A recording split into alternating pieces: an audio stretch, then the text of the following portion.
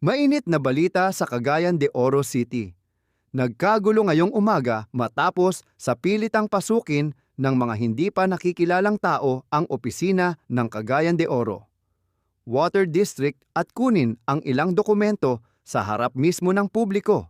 Ang mga dokumento, diretso isinakay sa isang sasakyan. Nakapark lang sa labas na sinasabing pagmamay-ari ng Interim General Manager na si Fermin Jarales.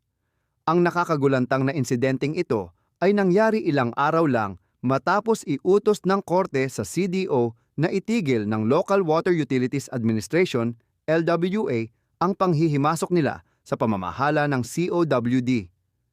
Sa isang matibay na 36 na pahinang desisyon, pinabora ng korte ang mga dating opisyal ng COWD at inutusan ang LWA na umatras matapos halos isang taon ng kontrobersyal na pag-takeover.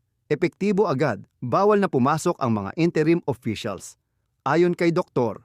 Jerry Caño, miyembro ng COWD Board, pero giit ni Jarales, hindi pa tapos ang laban. Sabi niya, hindi pa pinal ang desisyon at hindi sila susuko. Ito na nga ba ang simula ng panibagong yugto? O katahimikan lang ba bago ang mas malaking unos? Tutok lang. Totoo na ang